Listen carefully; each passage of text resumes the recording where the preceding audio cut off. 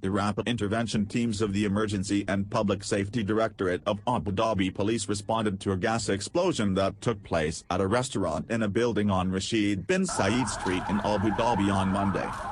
The Command and Control Center in Abu Dhabi received a report on Monday morning about an explosion in a restaurant. Immediately, the rapid intervention teams rushed to the spot and safely evacuated the residents of the building, who sustained some minor to medium injuries, and cordoned off the area to ensure the safety of the public. Abu Dhabi police have said the injured have been transferred to the hospital for treatment.